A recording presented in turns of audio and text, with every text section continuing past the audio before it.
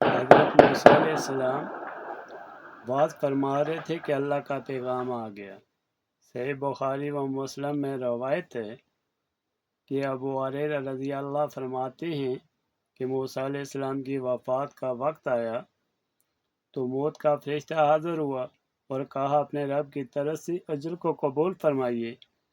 حضرت موسیٰ علیہ السلام نے فرشتے کو تماچا مار دیا جس سے اس کی ایک آنکھ پھوٹ گئی۔ تب فرشتہ اجل دربار الہی میں پیش ہوا اور کہا کہ تیرا بندہ موت قبول نہیں کرتا اور اس نے مجھے تماچا مار دیا۔ اللہ کی جانب سے اس کی آنکھ ٹھیک ہو گئی اور اس کو حکم ملا کہ موسیٰ علیہ السلام کے پاس دوبارہ جاؤ اور کہو اللہ کا ارشاد ہے کہ کسی بیل کی کمر پر ہاتھ رکھ دو، جس قدر بال تمہاری مٹھی میں آئیں گے ہم ایک بال کے بدلے میں تمہاری عمر میں 1 سال کا اضافہ کر دوں گا۔ فرشتہ اجل نے دوبارہ حاضری دی اور اللہ کا پیغام سنایا۔ تب حضرت موسیٰ علیہ السلام نے اللہ سے عرض کی، یا باری تعالیٰ اس کے بعد کیا انجام ہوگا؟ آقا تعالیٰ نے فرمایا کہ آخرکار موت ہے۔ تب حضرت موسیٰ علیہ السلام نے عرض کیا کہ اگر طویل سے طویل زندگی بھی آخر موت ہے تو پھر وہ شے آج ہی کیوں نہ آ جائے؟ پھر آپ نے دعا کی، ہے رب العالمین اس آخری وقت میں مجھے ارض مقدس سے قریب کر دے۔ فیض الباری جلد نمبر 1۔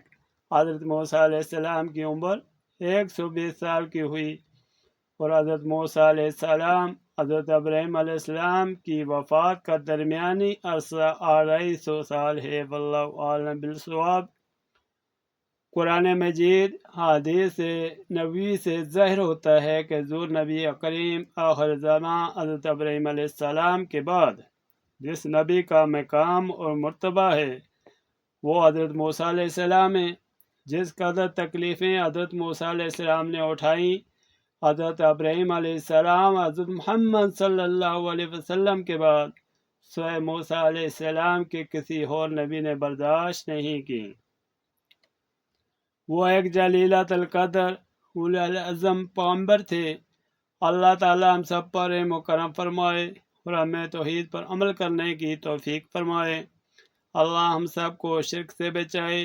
روز حشر کے دن ہمیں رسول پاک صلی اللہ علیہ وسلم کی شفاعت نصیب فرمائے۔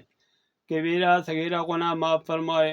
ہمارے بچوں کو راہ مستقیم پر چلائے اور انہیں ہمارے لیے باعث رحمت بنائے۔ کاروبار میں برکت عطا فرمائے۔ ہمارے والدین عزیز اقارب جو ہم سے پہلے دنیا سے چلے گئے، اللہ ان کی بخشش فرمائے اور ہمیں کسی کا محتاج نہ کرے۔ آمین ثم آمین۔